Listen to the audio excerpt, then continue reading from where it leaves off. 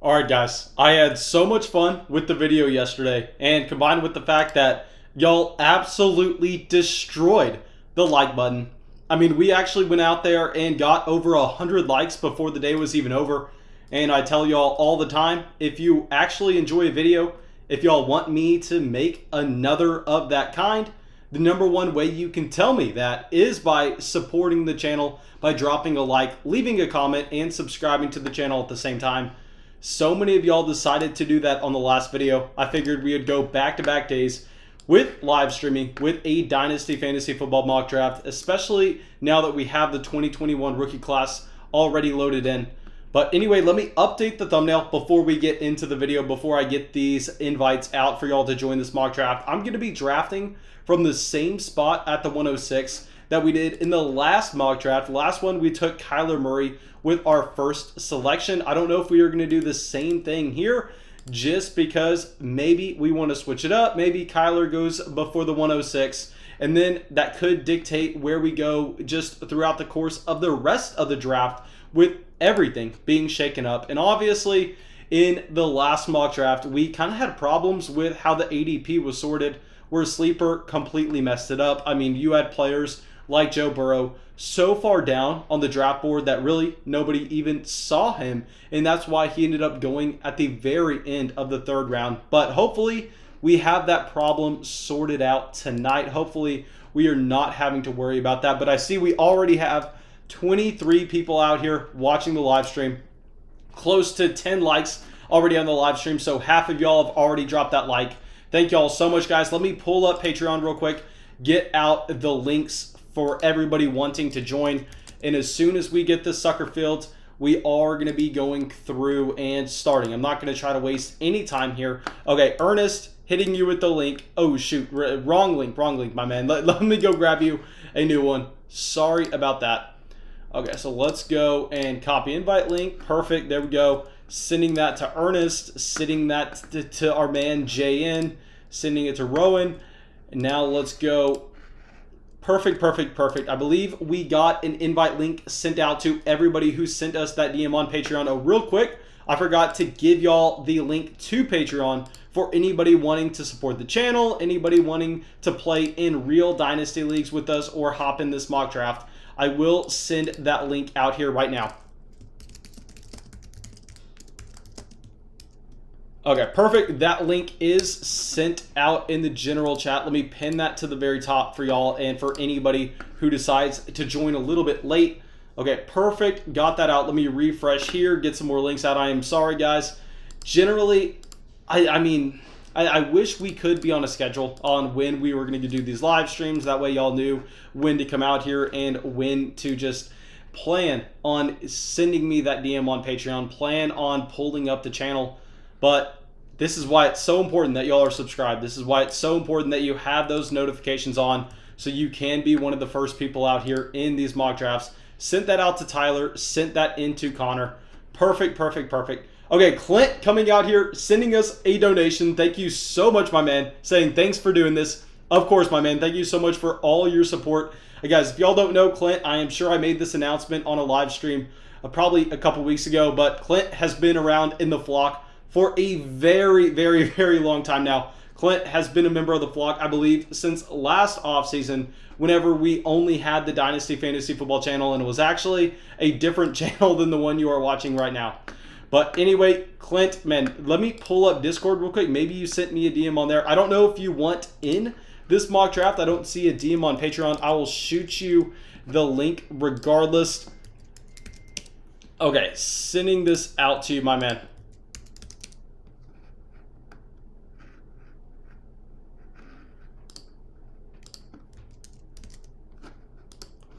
Okay, sorry guys, just give me one second here. Yeah, Clint is also in 2 Dynasty leagues with us. He's in the Flock 4. He's also in the Flock 6. JN coming out with another donation, says, Mason, the realest one for this. Graduating UT is hard alone.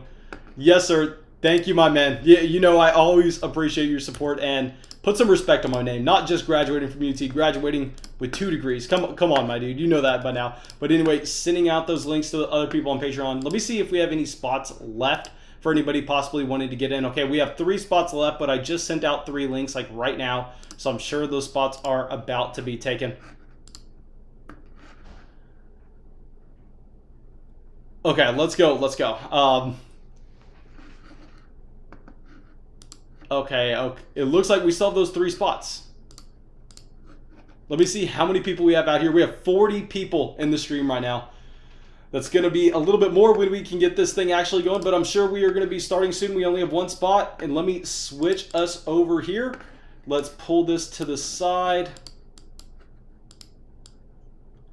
There we go. Okay, we got 1 spot left. Guys, send me that DM on Patreon if you want to take this last spot. I'm sure it's probably going to be claimed very early on. But let me see if we have any questions in the general chat right now. Let's go through. How do you feel about the Texas loss? Do not want to talk about it, my man. Okay, so any room in the mock draft? Yes. Actually, no, we do not have any more spots in the mock draft. Let's get this sucker going. We don't have a ton of time tonight. Let's start the draft. Pumpkin King up with the 101. I'm sure this pick is most likely going to be Patrick Mahomes. I want to remind everyone this is a super flex league, so you're going to be seeing a lot of quarterbacks go off the board very early. I know people are complaining that we don't do enough one quarterback content, but I think that super flex content is definitely a lot more valuable because if you play in a one quarterback league, it's kind of simple. I mean, just take where the quarterbacks were drafted in this draft, throw them completely off the board because in those leagues, quarterbacks don't matter. So if we are going to be drafting in a one quarterback league, really that does not help anybody that plays in those super flex formats. But at the same time, I think you can look at a super flex board regardless of your league settings and you can translate it over for what it would look like in your league. But at the first 2 picks, I mean, Mahomes, then CMC, I think at this point we kind of have to say that while I may not necessarily agree with the CMC pick, I think it is just straight up chalk at this point. But Clint going with Lamar Jackson at the 103. Oh my gosh, this looks like a 2020 fantasy draft, not a 2021 startup. Y'all know last offseason, pretty much every single draft, you saw the first 4 players off the board in whatever order that was. It was Saquon Barkley, Christian McCaffrey, Patrick Mahomes, and Lamar Jackson. Okay, Dragon Isle's coming out. Just completing the trend. Okay, guys, this is bringing back so many good memories of seeing those top 4 players on the board. Then you have the giant... Okay, Kyler Murray at the 105. That's exactly how pretty much all of my leagues looked last offseason. But now we are put in a difficult situation. I know a lot of people here are going to want me to go with Josh Allen. Personally, I'm always going to be leaning with the young stud running back. So we are going to be going with Jonathan Taylor here at the 106. Hopefully, we get a Trevor Lawrence falling to us at the 207. I want to remind everybody that's in the mock draft right now, you are not going to see the rookies at the very top of the board because really, I think we are pretty much some of the first people actually running these drafts with the rookies involved. So the ADP has not been set on them quite yet. So yeah, just keep that in mind, guys, as we go through these drafts. Say you want to go and draft a Trevor Lawrence, say you want to draft a Travis Etienne, you're actually going to have to go out there and manually enter that into Sleeper so you can find those players because I'm sure they have an ADP way down in like the 300s. You're not going to see them at the very top of the draft board. And honestly, I think that makes it more valuable because you know that anybody who drafts those players, they're not just drafting them because they're at the top of the draft. They are actually drafting them because they are convicted with them. But anyway, I want to point out that G-Unit decides to take Josh Allen here at the 108. This is the furthest I think we've seen Josh Allen fall in any of these drafts. I mean, generally, you are seeing Mahomes, CMC, and then after that, really, you have no idea what's going to happen afterwards. I mean, you never see Lamar Jackson at the 103, although based on this being just straight up fantasy football and we're not building a real-life NFL team, and with Lamar Jackson's rushing equity in his offense, I can't even fault Clint there for taking Lamar at 103, although I would not do it. I would definitely prefer having Kyler Murray, having Josh Allen, having Justin Herbert all over Lamar Jackson. Honestly, even with Justin Herbert, I think you could make the argument, and I could see myself in some leagues deciding to go with Lamar if I was a contending team. Yeah, I think that is going to be something that you do not see on many other draft boards, but it's important to point out as of now. And also something that's important to point out is something that you're going to see in pretty much every single league this offseason.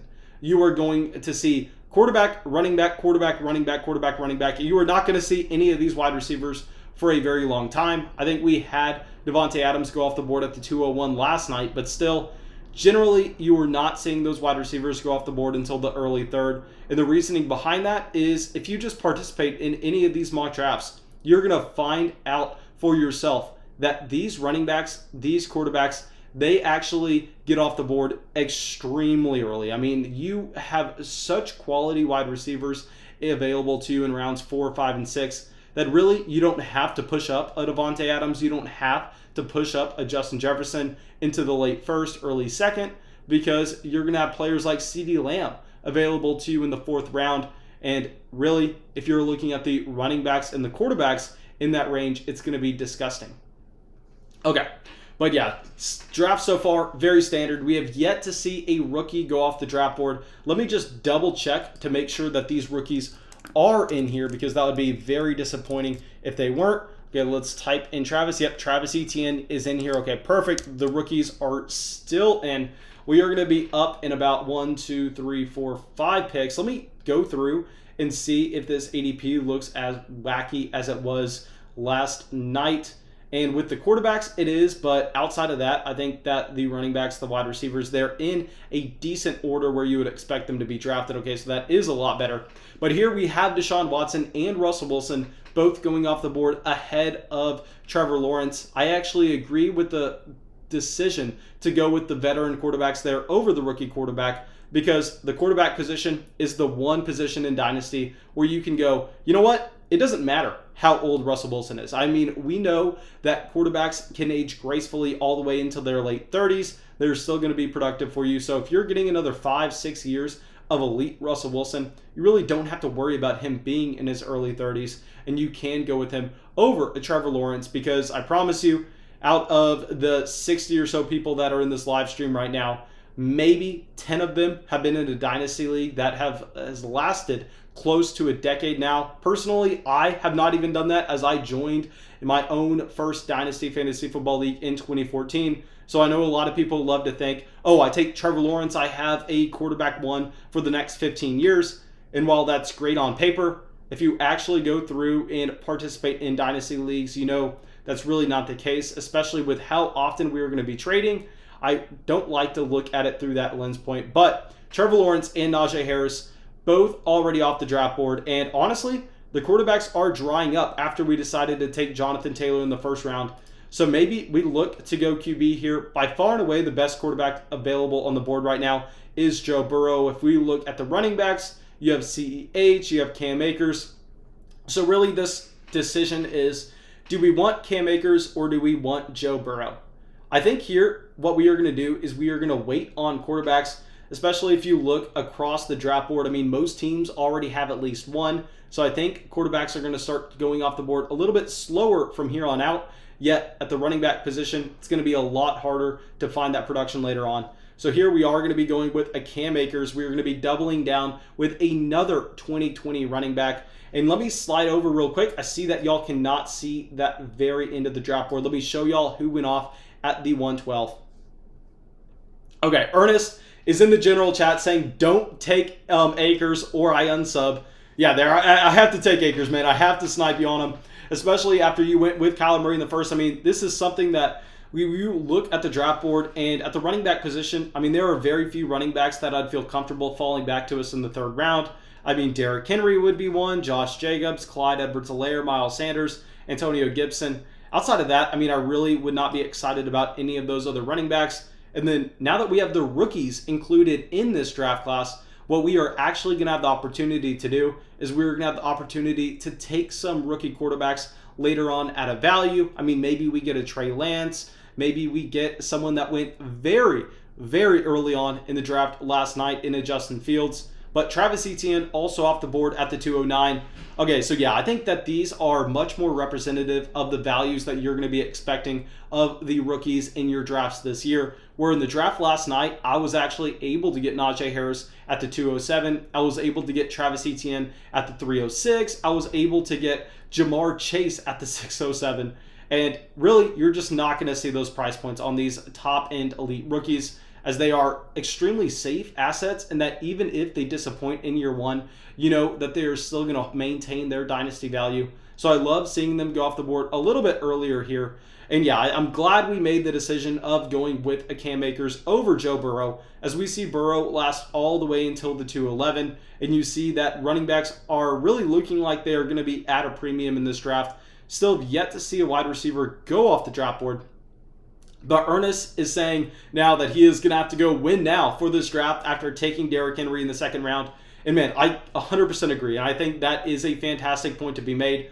Once you take a Nick Chubb, once you take a Derrick Henry, once you take a Dalvin Cook and Alvin Kamara, I think that locks you into saying, you know what? I got some elite production in 2021, but in the long term, I mean, I'm going to be behind the 8 ball compared to the teams that have DeAndre Swift, Jonathan Taylor, Cam Akers, Travis Etienne, Najee Harris. So I agree that once you take that Derrick Henry, you have to make a pivot. You have to go, you know what? My team identity now is going to be a team that is going to be old, producing, and we are going to be looking for points right away.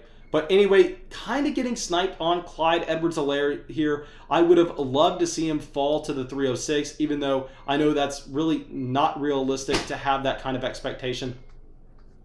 But if we are looking across the draft board, I mean, at the quarterback position right now, you have Rodgers, you have Tua, you have Jalen Hurts, Ryan Tannehill. The running backs, you have Zeke, Jacobs, Aaron Jones, Austin Eckler, David Montgomery, Chris Carson.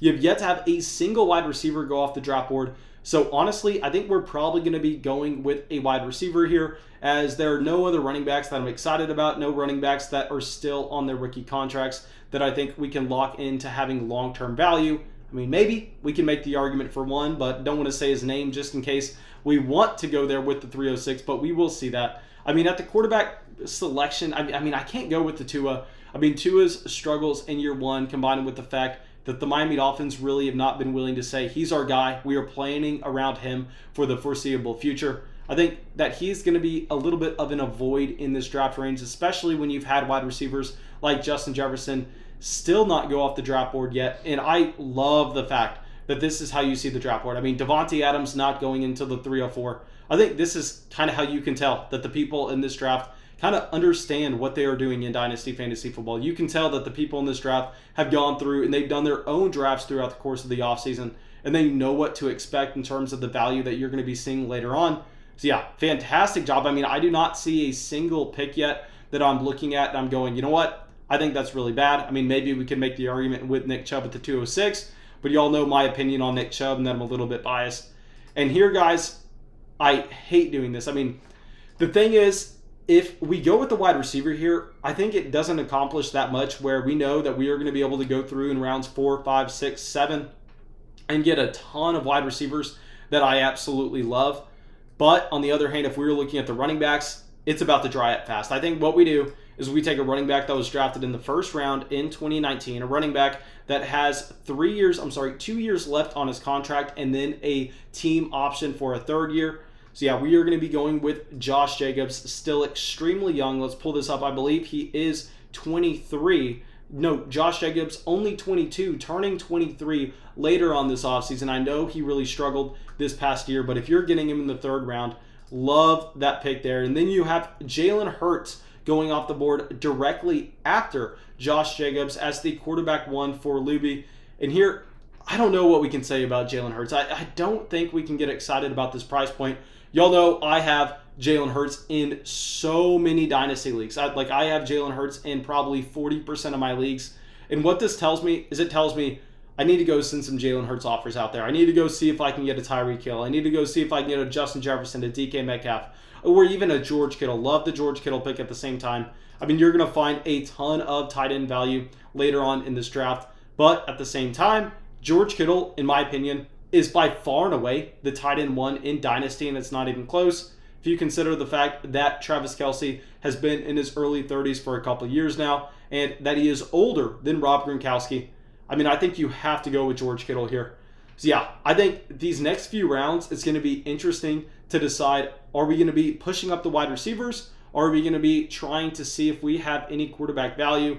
There are still some guys left available, but if we look at the draft board right now, this is something that's so important to do. I mean, right now, we have only one other team in this draft room that is yet to take a quarterback, and we've already had one team decide to double down and take two. So I think a lot of these teams, they're going to be looking for points with their skill positional guys, where we don't necessarily have to worry too much about that many more quarterbacks going off the board. Tyler, timing out right now. Tyler, what are you doing? Justin Jefferson, okay, good. I thought I was going to have to change the pick. No, I think that is a decent selection there. We are going to leave that. I think that's probably the latest Justin Jefferson has gone in any of these drafts, to be completely honest. I would have liked to see how far he would have fallen. Tyler, if you are in the live chat right now, please let me know where you would have decided to go outside of Justin Jefferson. And also, let me see if we have a chat going on here. Okay, so C Money is asking us in the chat of the mock draft. He says, so does this confirm that Travis Etienne is going to go before Justin Fields in rookie drafts? Personally, I would definitely end up going with Travis Etienne over Justin Fields if you just understand the difference between that elite rookie running back and a quarterback where, yes, he has a decent production profile over a limited sample, but when you don't have that production over 4 years, I think we do have to question it. But anyway, Deadpool's coming out here with another donation. Oh my God, guys, thank y'all so much. And you're saying, what do you think of this trade? PPR Dynasty, 1 quarterback league, Claypool in the 106 for Calvin Ridley and Cooper Kupp, plus the 106 for Scary Terry. Okay, Deadpool, let me try to take a step back. Let me try to look at this trade again. Okay, so this is Claypool in the 106 for Calvin Ridley. And then on the other hand, you have Kupp in the 106 for Scary Terry.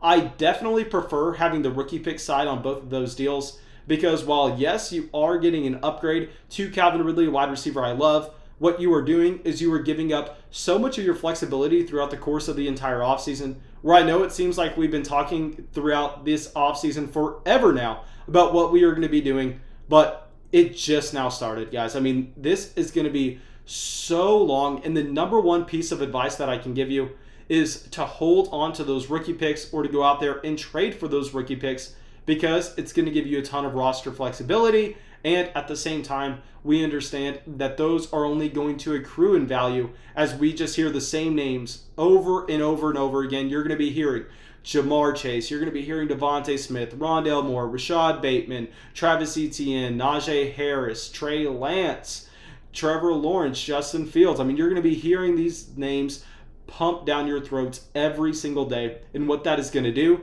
is that's going to naturally rise the price of these rookie picks. So yeah, I mean, this time of the offseason is not the time to be trading those away. I promise you that. But also, guys, I see that we have 80 people watching this live stream right now. Thank y'all so much. If you have not decided to go down there and drop a like on the live stream, please make sure y'all do so. We were able to get over 100 likes on the live stream last night, which is absolutely massive. But thank you, guys. I really, really appreciate it.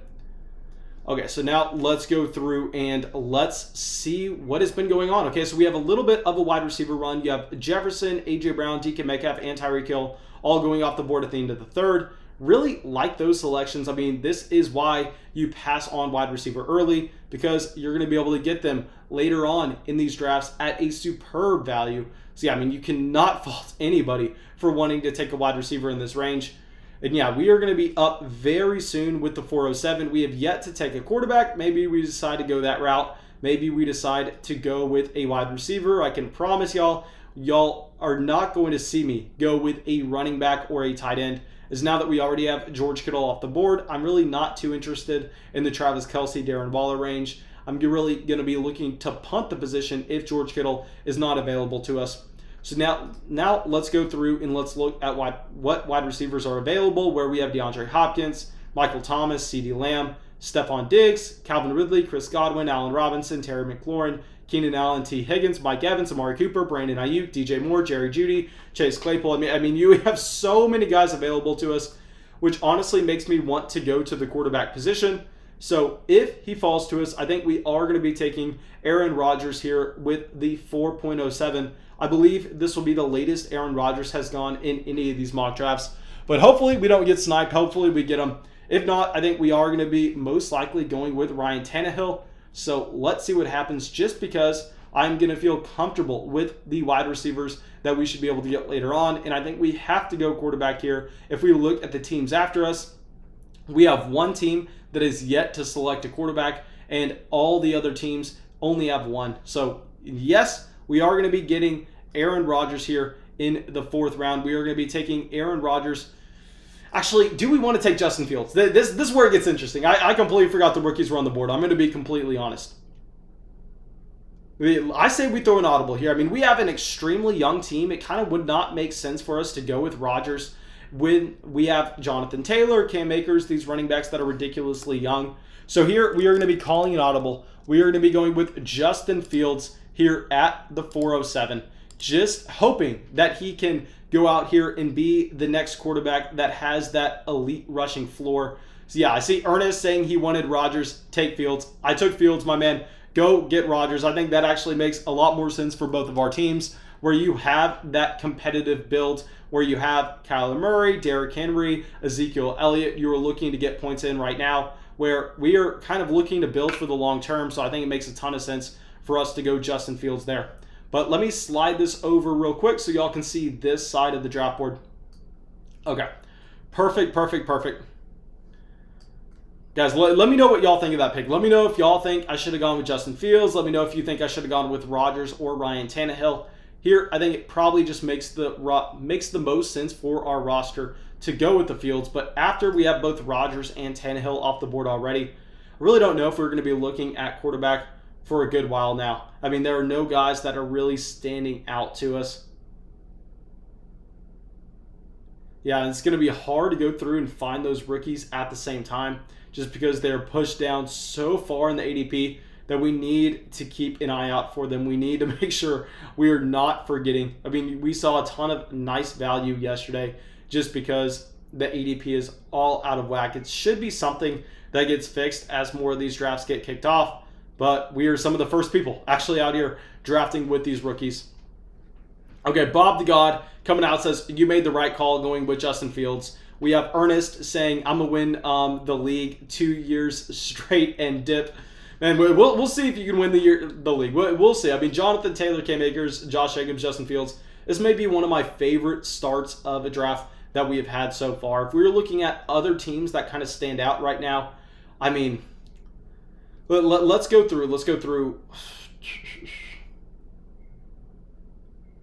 I think really this is probably going to be the first draft I say this with, but I think my team is my favorite team out of this draft. Very rarely do we say that.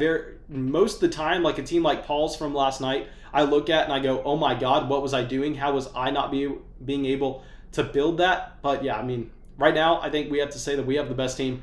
JN coming in says, what do you think of my Stafford pick? I would have taken Hopkins if not. Just wanted my second quarterback before the 3rd round run happened.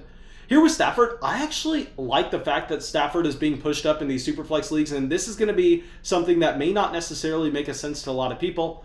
But right now, I think Stafford is a quarterback that has an insanely high floor, a lower ceiling than most people would want to expect, but that makes him a great Superflex option. With your Superflex quarterbacks, you need to make sure that they are going to be starting quarterbacks for the next 3 years. I mean, if they are not going to be starting quarterbacks for the next 3 years, you do not want them at all. But in a one quarterback league, it's the complete opposite, where you go, I don't care how long they're going to start. I just need them to come out with some elite production right away. So if this was a one quarterback league and you would have decided to go with Matthew Stafford over a Justin Fields, who in my opinion definitely has more upside because what he can bring to the table of rushing, that's something I would not have liked to see. But the fact that it's super flex and you got that piece that is going to be a very stable asset, if you look at what the Rams paid to actually get Matthew Stafford in those 2 first-round picks, I mean, that's something that we very rarely ever see in the NFL. I mean, quarterback or not, just think of the other players that were traded last offseason. You have Stephon Diggs for a single first. You have DeAndre Hopkins for a second and David Johnson. And David Johnson was really a negative piece in that deal if you look at his contract and how limited he is on the field. So yeah, I actually like the pick in a Superflex league. I hope my explanation behind it made a little bit of sense. It probably did not. Aaron Jones going at the 505, something that I want to point out. I mean, honestly, it's interesting. At that point, I think you got to go, you know what? Aaron Jones, a player maybe we want to be drafting right now. I mean, y'all know Aaron Jones is someone that I've been avoiding and telling y'all to avoid for I don't know how long now. I think maybe we're going to go back-to-back QB here. Maybe, no. I think we probably want to get our first wide receiver. I think what we are going to do here is we are most likely going to be going with a Chris Godwin. There's one wide receiver that is still available that I think I have ranked higher than Godwin, but there's a chance we actually get him on the way back. I'll let y'all know once we see him drafted. I just do not want to bring up his name right now because I know I will be sniped if we do that. Okay, JN says our explanation made sense. Okay, good, man. Hopefully it did. I know it kind of sounded like I am just a straight-up crazy person. But after Godwin's off the board, we have Allen Robinson as well. Okay, guys, in the general chat, this is what I need to hear. I need to hear your opinion on Michael Thomas because this is going to be one of the most polarizing players in Dynasty this offseason. I mean, I think a lot of his production in the past has been dependent on the scheme that they run, looking at him just having such a low average depth of target, really not having to do a ton outside of just running that slant route and getting that initial separation. But let me know what y'all are thinking. Let me know if y'all think that Michael Thomas in the early 5th is going to be something that we look back at and go, you know what? That was something that we should not have let happen. I mean, he should have been still going in the 3rd round right next to Devontae Adams, Justin Jefferson, A.J. Brown. Or let me know if y'all think this is a falling knife. I'm not going to be the guy trying to catch it because it could really end up messing my team.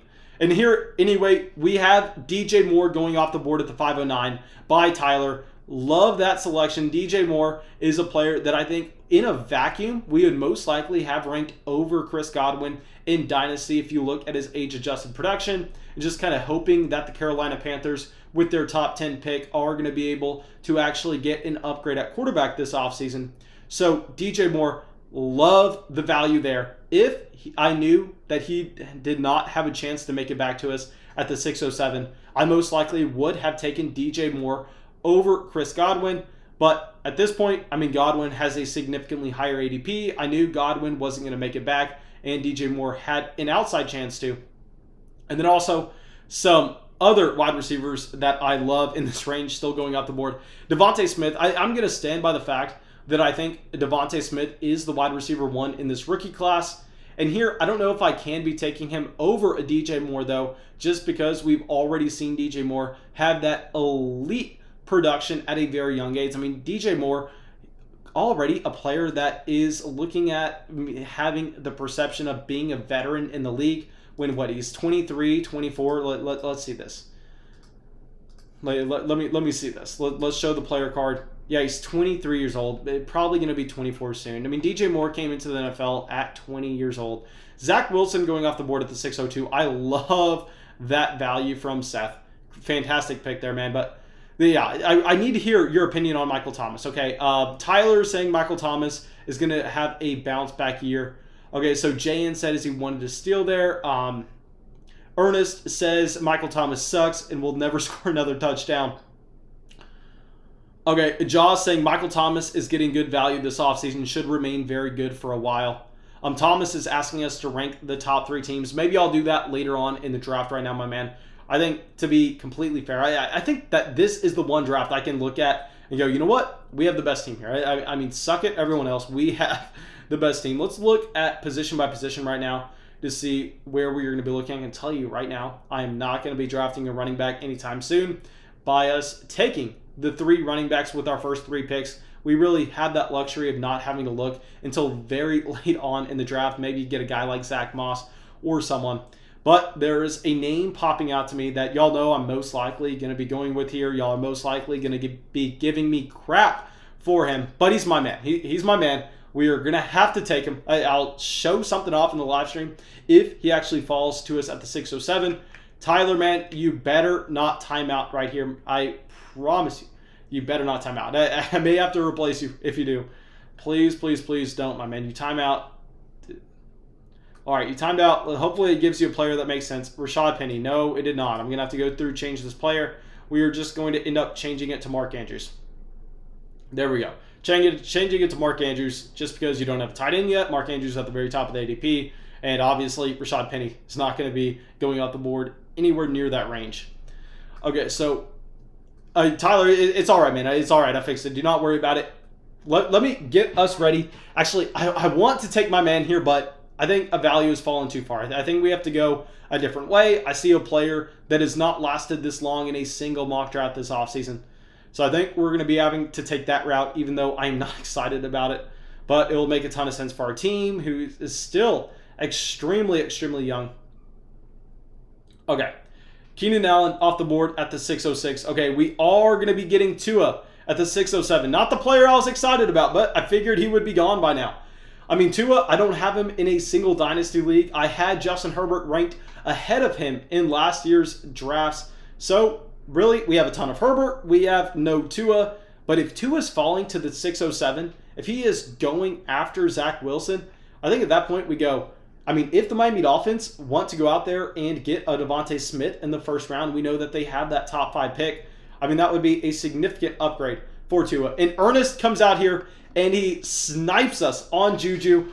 I had the Juju fathead ready to go for our pick here. My man going off the board already. This is who I wanted. This is who I wanted. If Tua did not fall to us, we are going to be going with Juju Smith-Schuster, the TikTok legend. But also, guys, if you have not already, make sure y'all drop a like on the live stream. Make sure y'all subscribe. We are so close to 3,000 subscribers. I'm sure the majority of y'all watching this live stream already are subscribed, but you better be dropping a like. That way we get recommended to new listeners, and we could actually go out there and see some new people coming in and subscribing. Sorry that I popped that up on the screen. That will not happen again, my dudes. But anyway, let's look at our roster right now. If we are going position by position, we have in our running back room, Jonathan Taylor, Cam Akers, Josh Jacobs. With our quarterbacks, we have 2 young gunners in Justin Fields and Tua. Then our sole wide receiver is Chris Godwin. I mean, generally, we are never without 1 or 2 wide receivers by the time we get to the 7th round. Most of the time, I mean, we probably have 2 or 3 wide receivers, but just the value that represented itself with Josh Jacobs in the 3rd made us go there over Justin Jefferson, and the value that represented itself in the 6th with Tua made us go in that direction over Juju Smith-Schuster. But Baker Mayfield going off the board in the 7th round is also a pick that I love. I mean, Baker, you could easily make the argument that he should have been the quarterback to go all the way after Ryan Tannehill, ahead of Trey Lance, ahead of Tua, ahead of Zach Wilson, based on what Baker Mayfield has done at the NFL level so far. The one thing I will say regarding Baker is you have to be a little bit, I want to say, cautious of him not necessarily having that elite ceiling because he has no rushing equity in the slightest. But Kenny G going off the board in the 7th round, also something I love. I mean, great pick there by Clint. I don't like his pick of Kareem Hunt in the 6th. I've made it known I do not like Kareem Hunt in that range. But Kenny Golladay in the 7th, you have to love. Now, let's see. Ernest said he knew that we were going with Juju Smith-Schuster.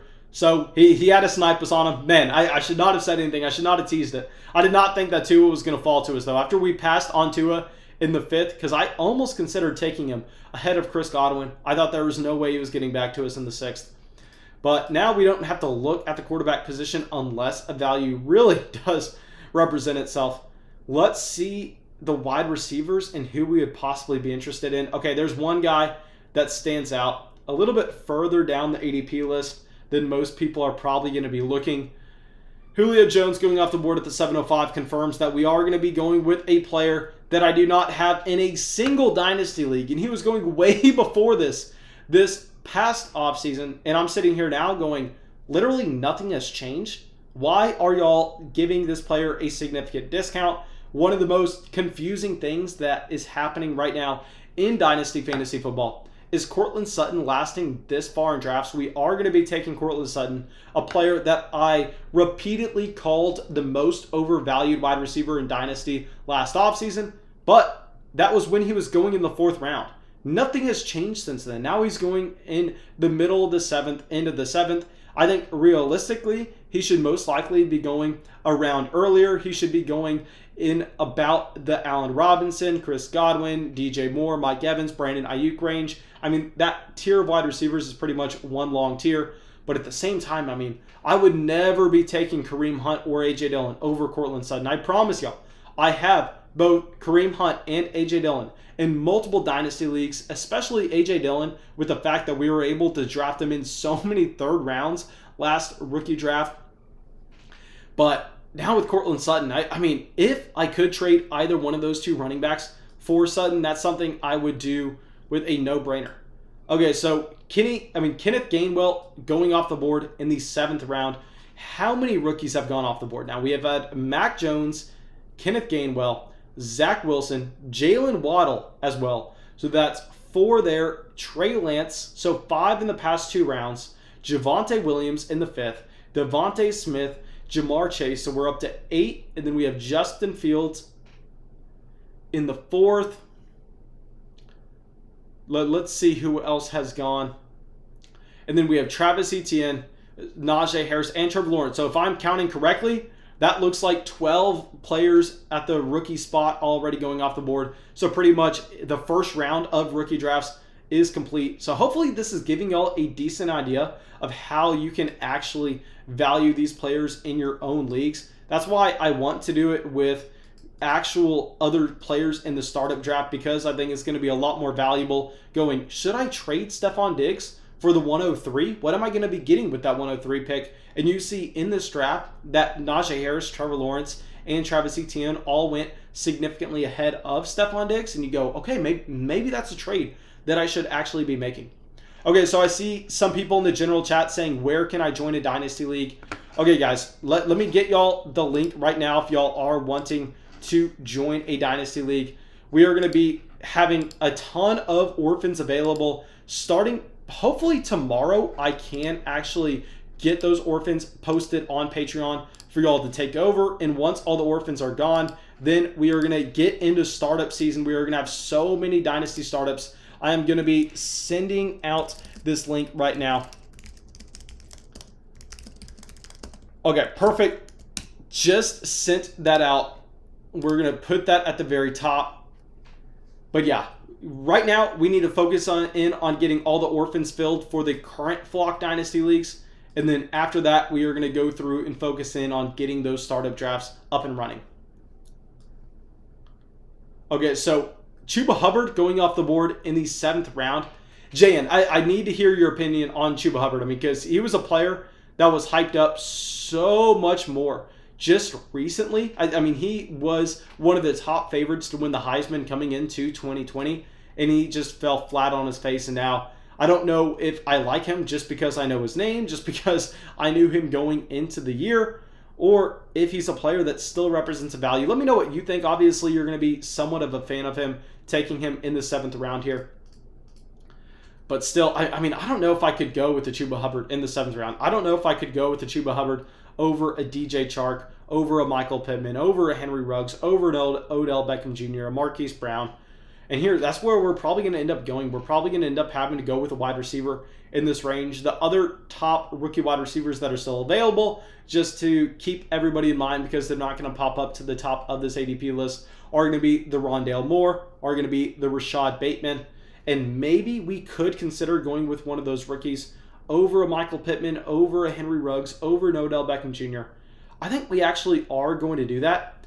Kyle Pitts going off the board in the 8th. Y'all know I was giving crap to the Kyle Pitts selection in the 5th round last draft. Here, I think still a little too early, but I understand wanting to get excited. Not going to crap on that too much. Here, I think we are going to end up going with Rondale Moore.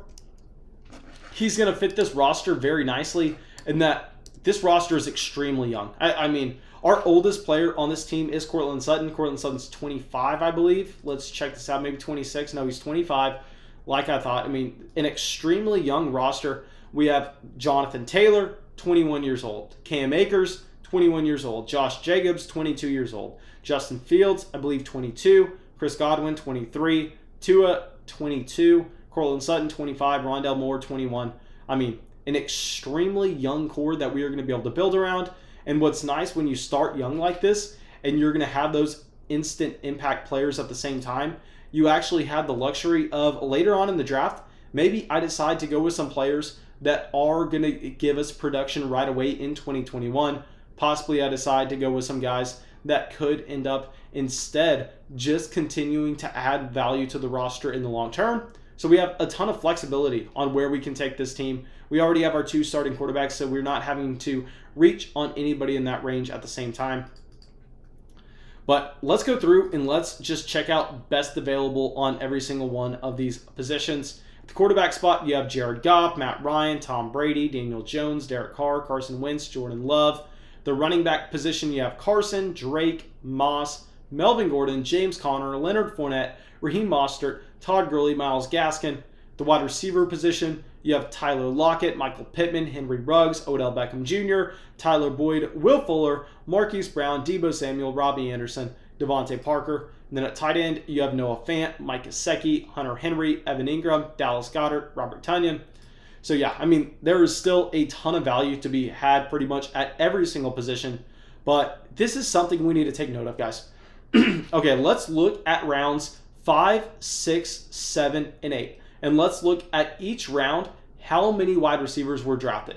So in round 5, you actually had 9 wide receivers being drafted. In round 6, you had, let's count this up real quick, you had 6 wide receivers being drafted. In round 7, you had 6 wide receivers being drafted. In round 8, right now we are waiting on one last draft pick, but it looks like you could have 10 wide receivers drafted. So based on my simple math here, I mean, it looks like it's going to average out to be about 8 wide receivers per round in rounds 5, 6, 7, and 8. And this is what you need to take note of. I mean, this is where the wide receiver run is going to happen. This is where you need to be willing to go out there and get your guys, prepare yourself in a range where you're going to feel comfortable. You don't necessarily have to reach on anybody, but you're going to let them fall to you. And that's why these mock drafts are so useful. That's why watching them, participating in them, doing everything that y'all can to get ready for your real drafts later on this offseason. I mean, this is how you prepare yourself. It's very simple. But we need to kind of look at what we need on our own roster. We are going to be up with the 906 in some time. Right now, we have 3 running backs with Taylor, Akers, Jacobs. We have 3 wide receivers in Godwin, Sutton, Moore, 2 quarterbacks in Fields and Tua. Let's go through also, and let's just check out some of these teams. So let's see what teams are standing out, having a really nice core to build around for later on in the drafts. I mean, I'll say that Pumpkin King always comes away with these drafts with an absolute killer team. There are a few things I would have done differently here, though. Instead of going with Deontay Johnson with the 612, I would have loved to see Kenny Golladay go off the board. Instead of going with Robinson at the 301, I would have loved to see Clyde Edwards-Helaire be selected there. But outside of that, I really can't complain with any of those other selections.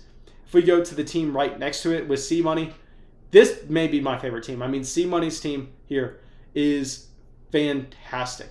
I mean, you have CMC, Clyde Edwards-Helaire as your top 2 running backs. Then you have Ridley, Higgins, Fuller to build around at wide receiver. I will say there's one wide receiver on the draft board still that I would definitely prefer having over Terrace Marshall. So really don't like the Marshall pick there, although I understand the upside.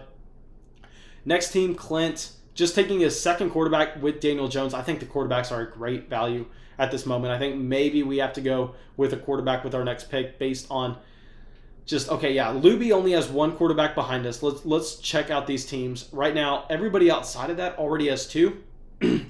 So we can almost guarantee ourselves that Luby is going to be taking a quarterback on the way back. Let's see how many guys we would feel comfortable with right now. Outside of Jared Goff, I mean, there are no quarterbacks that I'm seeing that have long-term stable jobs.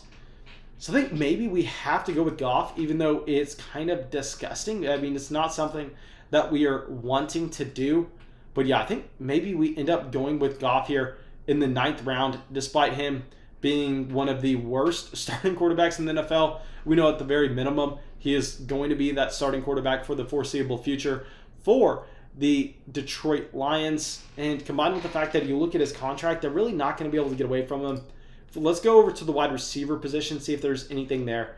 I mean, Henry Ruggs, Odell, Marquise Brown, Deebo Samuel, Robbie Anderson, Devontae Parker, Corey Davis, a couple rookies also that we can look up. Pretty much all the same to me. You also have some tight ends that are intriguing. So yeah, I think what we do here is we take the last quarterback that has that job security, and I think we take Jared Goff. I know y'all are going to roast me in the chat for this. I know I'm going to hear it in the comment sections for going with Goff with our 9th round pick as our quarterback 3, but we really don't know the production that we're going to get from Justin Fields and Tua right away in 2021, and we have a team that I feel confident can compete right away at the same time, build for the long term. But if we are going to want to compete right away, we need to have some quarterbacks that are going to be able to put points up on the board right away. So that's why I think it does make sense to go with Jared Goff in that situation. But anyway, we have Robbie Anderson, Odell Beckham Jr., Damian Harris going off the board with the next 3 picks. And I know some people in the YouTube comment section were asking for my opinion on Damian Harris. And I'll say I can't get behind taking Damian Harris here. I mean, I don't understand wanting to reach on him in the 9th. I mean, maybe if we are looking at Damian Harris being a running back that had the track record of passing catches at the NFL, I mean, catching passes at the NFL level, then we could get behind that pick. But he has not shown that yet. So really, if you're investing into him over a player like Marquise Brown that goes right after him, Marquise Brown, full disclosure, is the wide receiver that I would have taken over Jared Goff. If I was not going to go with Goff, I would have been going with Hollywood Brown. So I love that pick there. And yeah, I think you have to go with Hollywood over Damian Harris, despite what your team situation is looking like. Okay, so G Unit coming out here telling us he hates our Goff pick. Xavier saying Goff is very average.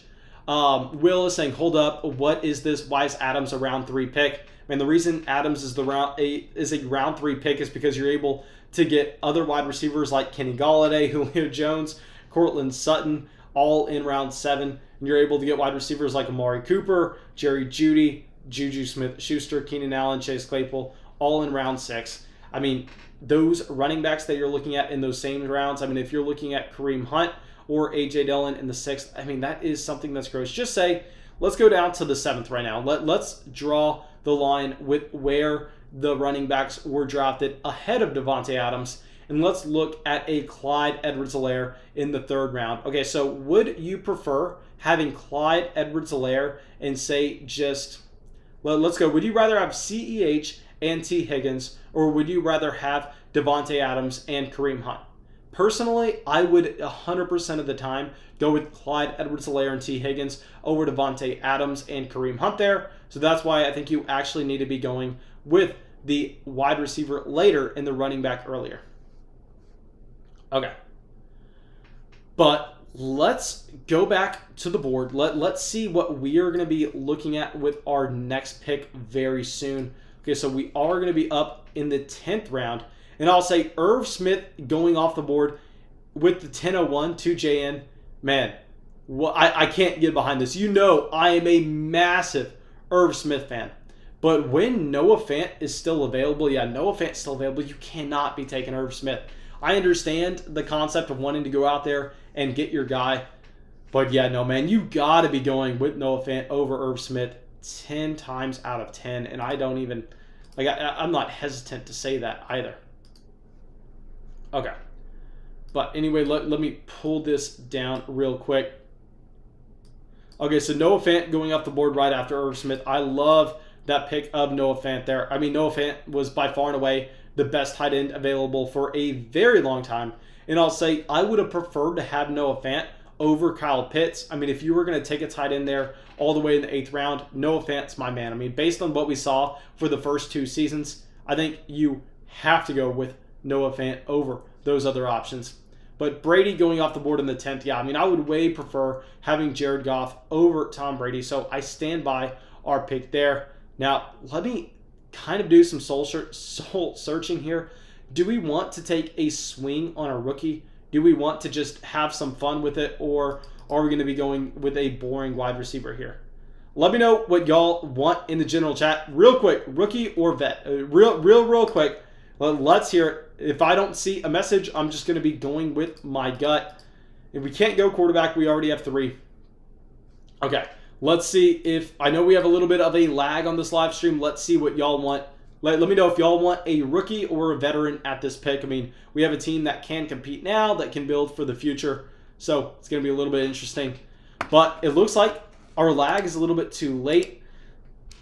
Okay, so yeah, y'all are saying rookie. Okay, so here we are going to be going with Trey Sermon. Actually, do we not have that option? Okay, Kenyon Drake. Oh, okay. We are going to trade. We are going to change that. We are going to change that. Trey Sermon was already drafted, it looks like. Am I blind here? No, he was not. Okay. Here's what we're doing. We're changing this to Trey Sermon.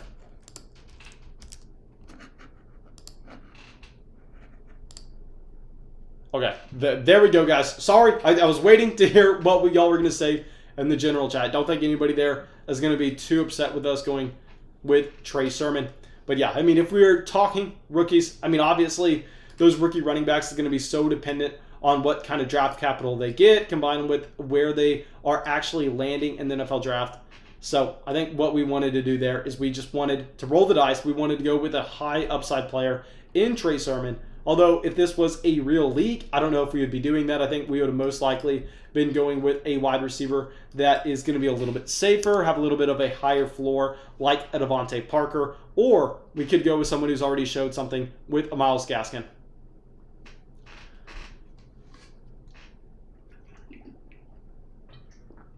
All right. So Gaskin going right after us to Ernest. Honestly, that makes a ton of sense.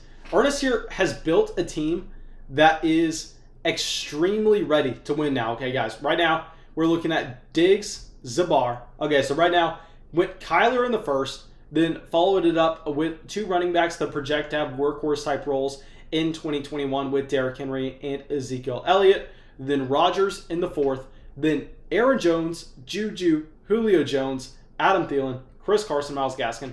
The Carson pick, going to be completely honest, I don't like, especially when you don't have to reach on a running back. I would have preferred to see a wide receiver there, someone like an Odell Beckham Jr. or a Marquise Brown. But outside of that, really love once you commit to going with that win now strategy of actually going out there and deciding to take some of those veteran players. All right, so now let's go through, and it looks like they have us on auto. Hopefully, it looks like we may just have to queue someone up as soon as we get into this range. Hopefully, that does not mean we are just going to be getting sniped and sniped and sniped. But if we are looking right now, I mean, there are really still no running backs that I'm going to be interested in. Guys, let me know where y'all would go right now. Let me know what player you would be going with, whether or not that's a rookie or a veteran. Okay, so let me tell y'all the best players available according to ADP, where you have Matt Ryan, Derek Carr, Carson Wentz, Jordan Love, Drew Lock. I mean, I think the quarterback is the value right now in these drafts. I mean, it's absolutely insane that some of these quarterbacks are still on the board. Then you have Kenyon Drake, Zach Moss, James Conner, Leonard Fournette, Raheem Mostert, Todd Gurley, David Johnson, Keyshawn Vaughn, Devin Singletary. And then at wide receiver, you have Michael Gallup, Darnell Mooney, Christian Kirk, Brian Edwards, Jamison Crowder, Mike Williams, KJ Hamler, Darius Slayton, Marvin Jones, Gabriel Davis, Antonio Brown. And then you have some tight ends that are still intriguing. Guys like Mike Gesicki, Hunter Henry, Evan Ingram, Dallas Goedert. So let me know where y'all would be looking to go. Okay, so we need... Okay, perfect. Thank y'all for letting me know how to turn off auto pick. I'm going to be completely honest. I do not play my own Dynasty leagues on Sleeper, so it's definitely a platform that is new to me, but I know that everybody else pretty much plays exclusively on Sleeper. Everybody has the app, everybody can mock draft on here, and they do have a nice mock drafting platform. I will definitely say that. Okay, so Clint taking Hunter Henry right before he times out. Okay, that is very nice. Okay, Tick saying QB for sure. Dare I say Carson Wentz. Honestly, I think Wentz is a decent value here. I mean, if you look at that contract, he just went off the board in the 11th. Yeah, I completely agree with taking quarterbacks here. The problem is we went with Goff in the 9th. If I knew that we would have quarterbacks available to us like Matt Ryan and Jordan Love in the 11th, I would not have gone with Jared Goff in the 9th round, but I expected them to be going a little bit earlier. And here, now that we are up in the 11th, the problem is, I think if we were looking at wide receiver, there's just nobody that stands out on the board for me right now. Same thing with the running back position. Actually, at this point, do we decide to go with Kenyon Drake? I know it's disgusting, but no, we already have 4 running backs. We don't need to do that. We don't need to put ourselves through that pain. I say what we do is we just go with Dallas Goedert, get it over with. I mean, Dallas Goedert looks like he may be one of the best tight end values in Dynasty right now. If y'all have not been following me for a very long time, I mean, Goedert has been a player that I've been a lot lower on than most people, because if you remember, after his rookie season in Dynasty Fantasy Football, so many people got excited that they vaulted him up to that top 6 tight end range with Zach Ertz already there, because they were going, when Zach Ertz is gone, Dallas Goedert is going to be an elite tight end. He's going to be in that Travis Kelce tier. I didn't agree with that. I thought that he was a very solid tight end and that we needed to be valuing him lower. But still, very similar to some of these other players. I mean, y'all will be up here, and then I'm here, and then just like Cortland Sutton, and then all of a sudden, the rest of the community is down here, and I just stayed the same on them the entire time. And I'm going, you know what? They were overvalued before. Now they're undervalued. So I didn't have them in any leagues previously, but now it's time that I actually go out there and get a few shares. Okay, so Darnell Mooney going off the draft board directly after us. And guys, if y'all have not already, please, please, please make sure you go down there, drop a like on the live stream. We are so close to 3,000 subscribers. We almost have more likes in the live streams than we do have live viewers, which is absolutely crazy to think about. But the more likes we get, the more we are going to be recommended to new listeners and our better shot at actually hitting that 3,000 subscriber goal. Okay, so we have Kenyon Drake, Matt Ryan, both going off the board. Honestly, great values, especially Matt Ryan. I mean, in what world should Matt Ryan be going off the draft board 5 rounds after Kirk Cousins? That's something that I really cannot get behind. I understand that Matt Ryan was horribly inefficient this last season. But still, I mean, in the 11th round, I really like that value. And Zach Moss, love the value there at the same time. Then we have our first rookie in a very long time in Jarrett Patterson going off the board. Going to be completely honest, I do not know nearly enough about Jarrett Patterson to give y'all any insight on if I think that is a great pick or not. Personally, I think we would prefer to go with some of these other running backs, a guy like a Keyshawn Vaughn who already has the draft capital. And y'all know Keyshawn Vaughn, another player that I was so much lower on than everybody else last offseason. But I'm sitting here going, looks like y'all are too low on him now. I mean, it's absolutely crazy how some of these guys we come 360 with. Okay, so Ernest is coming out, says, I can't wait until next season. And you're saying, I can't wait till your video next season about how you made a mistake about Chris Carson. Ernest, I'm going to be completely honest with you here, my man. I have made a mistake about Chris Carson every single season of his entire NFL career. He has been a player that I've been lower on every single year compared to consensus, and almost every single season he beats his ADP. For whatever reason, he's a running back that is able to go out there and without any draft pedigree and really an injury-prone guy still can manage to win people their fantasy leagues. And I just kind of sit there and look from the sideline. So yeah, I mean, that video will not be a new one for me. I can guarantee you that. Okay, so let's see who we are going to be going with our 12th pick. Right now, we have a very balanced team where we can really go running back or wide receiver. Our 3 running backs are Jonathan Taylor, Cam Akers, Josh Jacobs as our studs. And then we have the high upside shot later on in Trey Sermon. And then if we look at our wide receivers, we have Godwin, Sutton, and Rondell Moore. I thought we actually had more wide receiver production than that. So it looks like we are going to be looking at the wide receiver range. And oh my God, please, please, please. Yes, we get him. We get our man. We get Michael Gallup. Can I zoom in over here? We get Michael Gallup. Let's press that draft button. Hell yes, in the 12th round. Really love that pick if we were talking about just a player that is very balanced. I mean, we know that he is going to provide you some spike weeks in 2021, being the vertical threat on an offense that most likely will have Dak Prescott. And then outside of that, he's proven to be an impact player where once he is a free agent, once he's able to leave Dallas and leave CeeDee Lamb and Amari Cooper by themselves, I think Michael Gallup could be a player that continues to rise in Dynasty after falling so much this past season.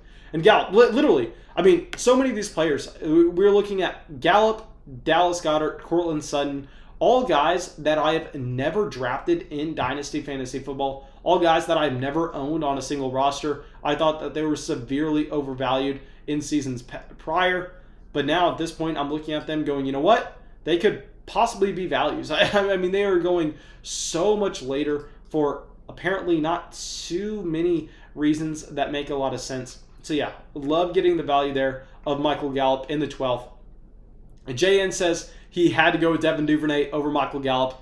JN, my man, please, please, please, in your real Dynasty Fantasy Football leagues, unless you're playing with me, Do not be drafting these UT Longhorns this high up. I mean, you know, I am all in on Devin Duvernay. You know, I actually think that he is a fantastic value in Dynasty right now.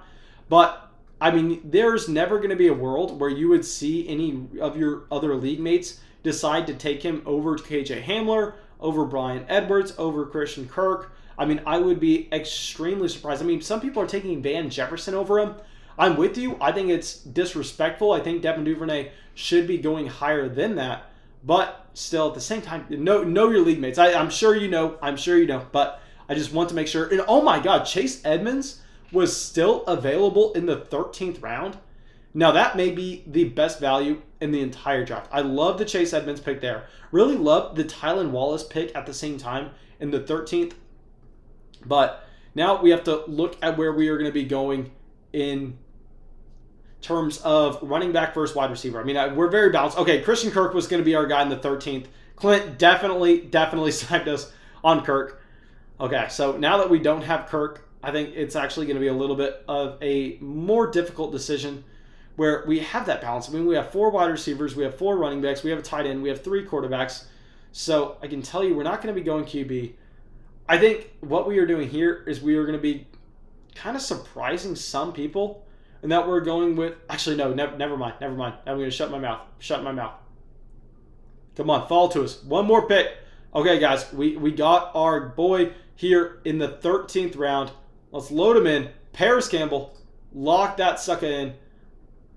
Let's try to zoom back out. There we go. Paris Campbell in the 13th round as our wide receiver 5. I thought he was going to be the wide receiver 1 in Indianapolis this past season. Really liked what we were able to see when he was able to stay healthy. Obviously, that did not last too long. Let me move my box over here at the same time. That way y'all can see this side of the draft board. Okay, so perfect. Let me show y'all the entire board just to make sure that y'all are not missing out on anything. Let's slide this over. Let me know who your favorite team is. Let me know any picks that stand out, regardless of if they were a great value, if they were drastic reaches. Here, I'm not going to go over my own team anymore. I mean, we've done it enough. Y'all do not need to hear more about my own individual team. But let's pull the bottom of this sucker back up. Okay, after we took Paris Campbell, let's see where Luby decides to go. Hopefully, he does not auto-draft. If he does auto-draft, hopefully it gives him something reasonable. Okay, James Conner there in the 13th. Not going to change that. I think we could have seen a ton of people decide to go with James Conner in the 13th. And here, I'll say, I'm just going to say his name out loud because it's by far and away something that's standing out to me. I mean, Jordan Love is a ridiculous value at this point. Both Jordan Love and Evan Ingram should have gone off the draft board way long ago. I mean, if we did not take Dallas Goedert in the 11th and we did not take Jared Goff in the 9th, I promise y'all, we would have already had Evan Ingram and Jordan Love on our rosters. I expect that we are most likely going to see them very soon, just because it's ridiculous that they've fallen this far. If we're looking at the wide receiver position, really nothing else that stands out too much to us. I mean, you have some players like KJ Hamler that y'all know I am a fan of based on how young he is and how he was able to get on the field and make an impact already in year 1. Are we going to have back-to-back timeouts? Okay, guys, what are we doing here? Let's get it together. Leonard Fournette going off the board in the 13th. Not going to change that either. I think that is decent. But outside of that, if we were looking, you have Brian Edwards. Brian Edwards, another rookie I hated last offseason. A lot of people wanted to get suckered into him because of his breakout age and because of his market share a while ago. But at the same time, you had to kind of understand that most of that production came off of bubble screens. You actually had to dig a little bit deeper into it and realize that, yeah, I mean, it was a very bad decision to be taking Brian Edwards as early as most people were. And that's another thing. I mean, guys, we need to make sure that we are not overvaluing what we hear from those beat reporters, because those beat reporters are always going to be pumping up the rookies in camps. You are very rarely ever going to hear the beat reporter come out and go, oh, our first round rookie, our second round rookie looks horrible. And we know that all the buzz at the very beginning of the very end of the offseason, very beginning of the season was Brian Edwards is a stud. Brian Edwards is the man, blah, blah, blah, blah. And I'm sitting here going, are you kidding me? Have you seen this guy? No, that's not going to be the case. He's playing with Derek Carr. He has Darren Waller soaking up targets. But anyway, at this point, I think he's a value. Andrew Luck in the 14th. Love to see it. Little Jordan Humphrey in the 14th at the same time. Tyler, obviously, taking just a homer pick, just a pouring one out pick for for Antonio Gates. Anyway, here, I think if he's available, we're going to take Evan Ingram as our second tight end in this draft. Maybe we'll go with, actually, no. Yeah, I'll let everybody know if this was a real draft, we would be going with Evan Ingram. But because this is a mock draft, we have to put some respect on his name. We're going to be queuing him up here. Surprised Jayan decided to let him fall to us. But our man, Sam Ellinger, is going to be going off the board here with the 14th pick. Never going to do that in a real draft, obviously, but have to pay our respects. And RIP with the next pick, Aaron Hernandez. Not going to say anything more than that. But obviously, people are kind of done at this point. Let me scroll up and show y'all how the mock draft ended. Like always, guys, please go down there. Let me know what y'all thought of the draft. Let me know if y'all liked it. If you did like it, the number one way you can tell me that you enjoyed it and you want more of these is by subscribing to the channel and dropping a like on the video. The reason I made this one was because we got over 100 likes in a single day on the last live stream. So I decided to come out with this for y'all. But I see Tyler asking us for our top 3 teams. Let me go through and see if any teams stand out. I'm not necessarily going to do a top 3, but let's look at the early rounds. Okay, so let's go from the back end. Honestly, I'm not just saying this because you asked the question. Through 6 rounds, I think Tyler probably had the best team. Through 5 rounds, maybe you could call it 6 with Mark Andrews.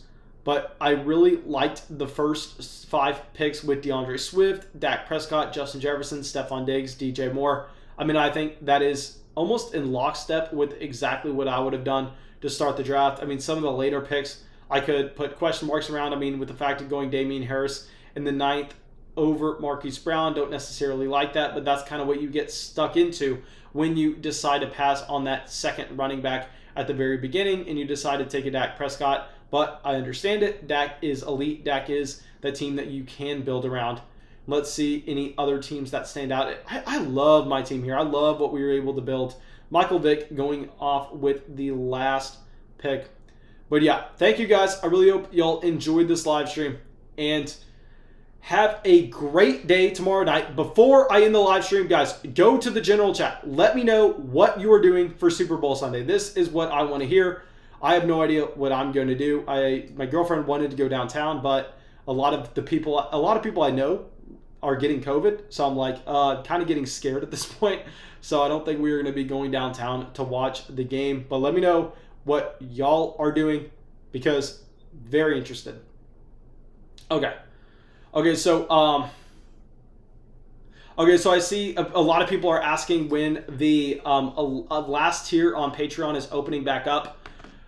I don't know if it will open back up, guys, just because it takes me so much, it takes so much time of my day. I'm on Patreon all the time where I don't know if I will open it back up until, at the very minimum, we get a ton of those startup drafts done. We get a ton of people joining orphan teams. I will say this. I will open up a spot on the original Flock Patreon tier for anybody that is wanting to actually take over an orphan team. So if you want that, make sure you are going to be DMing me on Discord and I can get you set up with that. Okay, Seth is writing essays. Yeah, man, I got actually a ton of homework I need to be doing at the same time. Ian is partying with his family. Connor is chilling with Mahomo. And then let's see. Ernest saying Andrew Luck on retiring is the same possibility of Aaron Hernandez faking his death and being an elite tight end again. Man, I promise you, those probabilities are completely different things. Okay, so let me see if we have anything else, anybody else doing anything fun for Super Bowl Sunday.